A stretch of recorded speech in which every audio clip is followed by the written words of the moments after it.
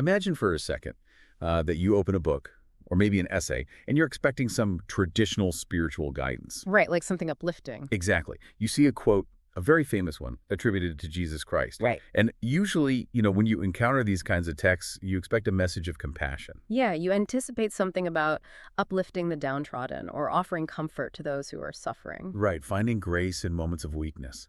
But then you keep reading, and you realize that the author is using this exact same spiritual quote to justify the absolute, uncompromising rejection of sympathy. It's just wild. It really is. A total rejection of pity and of anyone who might be considered, well, weak. It completely shatters your expectations of what a spiritual text is supposed to do. Oh, for sure. I mean, it takes a concept of divine justice and it turns it into a mechanism for ruthless, unapologetic exclusion. And that is the jarring reality of the text we are looking at today.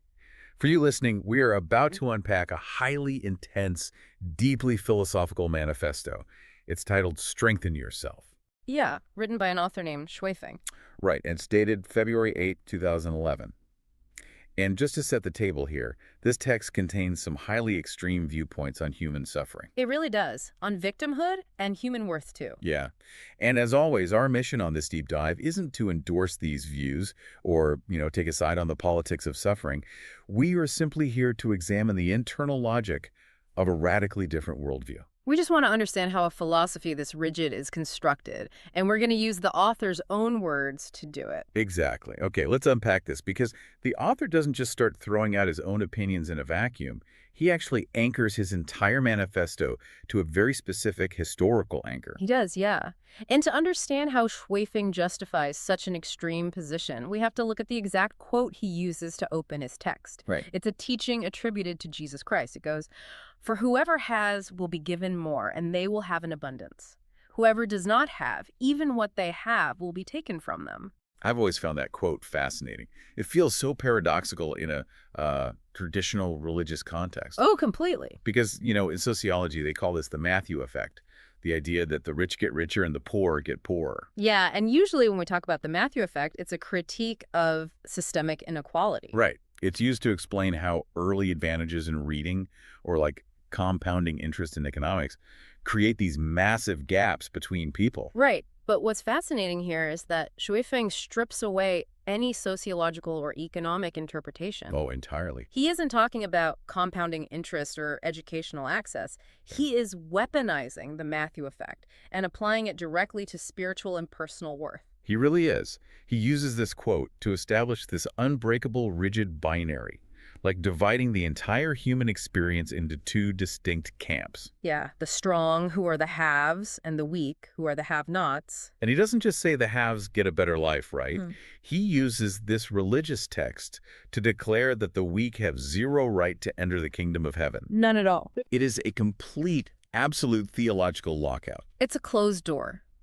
But we really need to look closely at how he defines a have-not. Because in his framework, it isn't about lacking material wealth. I was just going to ask about that. Yeah. What exactly gets you locked out of heaven in this manifesto? Like, is it just being poor? Not at all. He writes that those who rely on others for their livelihood or even their emotional support, well, they lack the qualifications to enter. Great emotional support? Yeah. It's the very act of eliciting sympathy and pity from others that disqualifies you.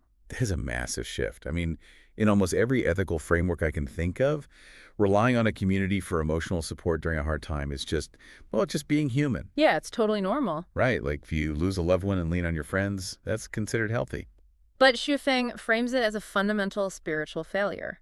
If you need emotional support, you do not possess ultimate independence. Therefore, you are a have-not. Wow. And returning to that opening quote, because you are a have-not, even what you have will be taken from you. But wait.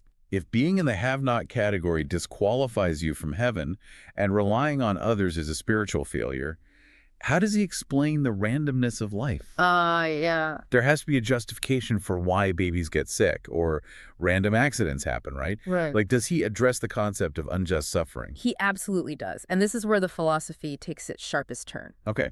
To justify this harsh division, Xuefeng has to completely eliminate the concept of random tragedy from his universe. Which brings us to one of the most difficult lines to read in the entire text.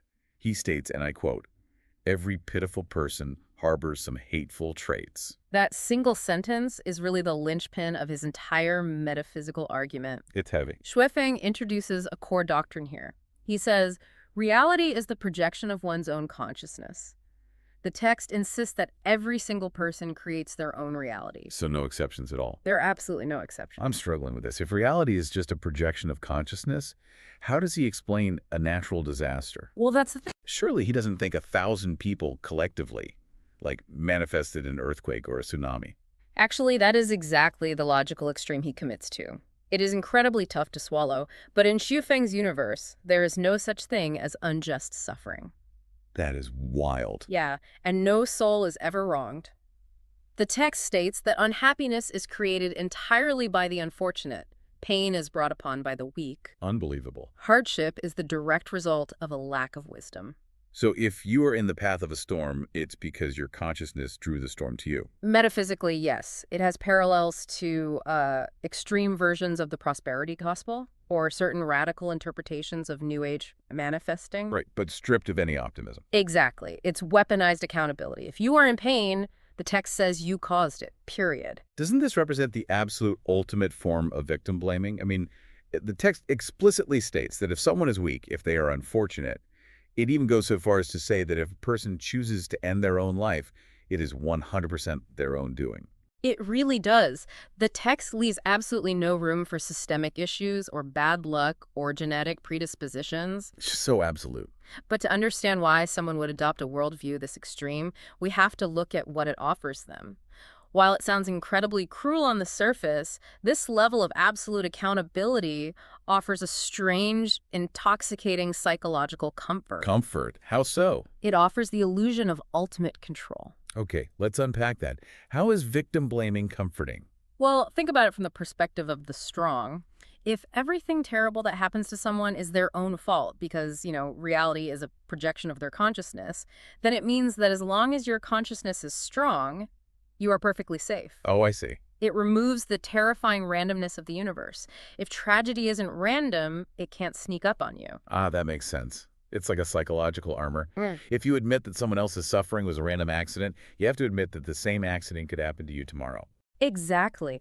And for you listening, think about the last time you went through a rough patch, like a bad breakup, a sudden job loss, or a health scare. Yeah, our first instinct is to reach out, to call a friend, to ask for help. It's hardwired into our biology. Right. And what makes this text so jarring is that it takes that core human instinct for connection and diagnoses it as a terminal spiritual disease. Wow. It doesn't just say seeking help is ineffective. It says seeking help proves you are the architect of your own misery. And because the author believes that the weak bring all of this suffering entirely upon themselves, his view of how the strong should interact with the weak becomes fiercely adversarial. Oh, definitely. We transition from this metaphysical explanation of suffering into what basically reads like a manual for quarantine. The rhetoric escalates dramatically in this section because if someone's misery is entirely their own fault and reality is a projection of consciousness, then proximity to the weak becomes genuinely dangerous. Dangerous is the exact right word. Throughout the text, there is this relentless, visceral repetition of the phrase, the weak are. It's almost rhythmic. Yeah, he builds this exhaustive profile of the people you are supposed to avoid. And it's not a flattering profile. Xuefeng describes the weak as lacking wisdom, lacking faith, and lacking discipline. He says they have no independent consciousness. But he quickly moves past passive flaws into active malice. He calls them selfish, lazy, and opportunistic. Right. He claims they cannot distinguish right from wrong and that they deceive both themselves and others. Here's where it gets really interesting. He claims the weak are fundamentally incapable of genuine human connection.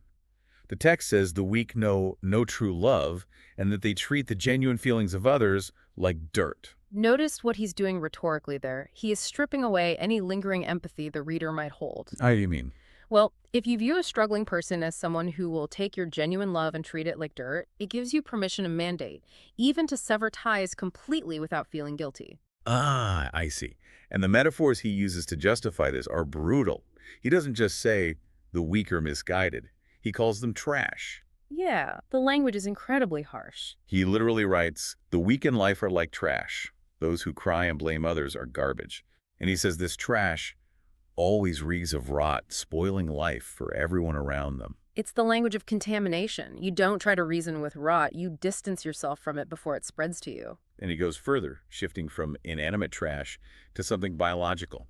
He calls them parasites. That's a huge shift. The text explicitly warns the reader not to sympathize with or pity the weak, because if they latch onto you, they will drain your lifeblood, leaving you with a miserable fate. This is where the mechanics of his philosophy really come into focus. Sympathy is no longer just a waste of time. It is a breach in your armor. It makes me think of an analogy. It's less like a typical survival situation and more like a sinking ship. Okay, I'm with you. In traditional morality, if you are safely on a lifeboat and you see someone drowning, you throw them a life preserver. But in Xuefeng's spiritual physics, a drowning person is a literal black hole of negative consciousness. That's a highly accurate way to frame his logic. Right, so if you throw them a line, they don't just pull you into the water physically. Their sheer lack of wisdom and their negative projection alters the buoyancy of your own reality. Wow, yeah. If you show pity, you invite a parasite that sinks your lifeboat. Precisely. The strong must protect their abundance, looping back to that opening quote from Jesus, by ruthlessly cutting off the people who might drain it. Empathy is a vulnerability. But this raises a massive, glaring contradiction about the author himself. How so? Well, Xuefeng positions himself in this text as a spiritual leader. He explicitly calls himself a guide.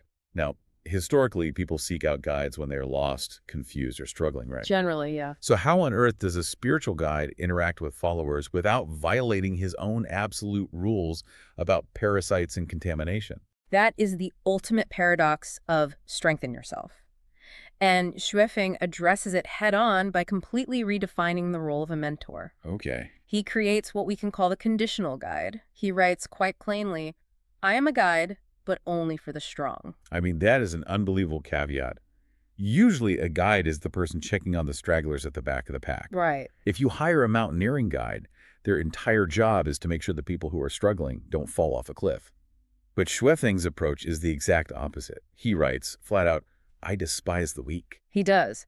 And he issues a list of strict, non-negotiable demands for anyone who wishes to follow him. What kind of demands? He commands them never to display helplessness before him. He forbids them from crying over misfortunes or pain in his presence. You cannot show indecision, confusion, negativity, or pessimism. So what is the point of the guide? It's like going to a doctor who says, I am happy to be your physician, but only if you promise never to bleed, cough, or tell me you are in pain. That's a great comparison. It completely subverts the utility of a mentor. The utility, in his eyes, isn't about healing, though. It's about acceleration. If you want his guidance, you must present an impenetrable facade of strength. So you have to prove you don't really need him to get his help. Essentially, yeah. He isn't there to fix you. He is there to amplify the strength you already possess. I want to highlight the most aggressive quote in this entire section because it shows just how thoroughly he commits to this acceleration. Let's hear it. He tells his followers, if you strive, I will assist you. If you fall into despair, I will push you down further. If you are weak, I will send you to the depths of hell. If we connect this to the bigger picture, this is where the entire manifesto loops perfectly back to its beginning. Think back to that opening quote. The one about the haves and have-nots. Yeah. Whoever does not have even what they have will be taken from them. Xuefeng isn't just offering a philosophical observation about how the universe works. He is declaring himself an active participant in that process. He is the mechanism. He's the one doing the taking. Exactly. He aligns himself with this ruthless, survival of the fittest spiritual ecosystem. He is saying, if the laws of reality dictate that the weak must lose everything, I will gladly be the instrument that pushes them into the depths. That's chilling. It is. In his framework, pushing a despairing person down further isn't an act of cruelty. It is perfect alignment with the fundamental physics of the universe. He sees himself as an immune system response, purging the spiritual parasites. So what does this all mean for the listener? When you step back and look at this text in its entirety, strengthen yourself presents a stark, almost violently binary world. Yeah, completely binary. There is no gray area, no grace period for making mistakes. You have a universe split entirely in two. On one side, you have the strong. If you align with them, if you banish all negativity, sever ties with the struggling, and rely entirely on yourself, you secure a bright future. Great. The text promises that you get to live fully and enjoy the joys of life. But on the other side, if you complain, if you seek help, if you show a moment of vulnerability, You are discarded into what he literally calls life's landfill. Life's landfill. Wow. The conclusion of the manifesto leaves absolutely no room for negotiation. Xuefeng summarizes his entire philosophy in two brief, definitive sentences. The kingdom of heaven belongs to the strong. Hell belongs to the weak. It's a worldview where compassion is a terminal illness, and ruthless independence is the only ticket to salvation. It's heavy, it's intense, and it challenges everything we are usually taught about the value of community and care. It does, and it raises an important question, one that builds directly on the core logic we've just spent time unpacking. It's something I think is worth mulling over long after this deep dive ends. What's that? Imagine for a moment that a society actually adopted this absolute philosophy. A world where there is a total rejection of sympathy, where every single person who relies on another for support is deemed a parasite and cut off. That sounds incredibly bleak. Right. What happens to the very concept of human connection? If ultimate spiritual strength means complete, isolated independence, with absolutely no room for pity or shared vulnerability, is that actually a kingdom of heaven? Or is it just an entirely different kind of hell? That is a fascinating thought to leave on. Thank you to everyone listening for joining us on this deep dive today. It's not always easy to examine viewpoints that are this extreme and uncompromising, but looking at these radical frameworks helps us understand the vast, sometimes unsettling spectrum of human thought. Absolutely. Keep questioning the information around you, keep looking closely at the philosophies people build, and we will catch you next time.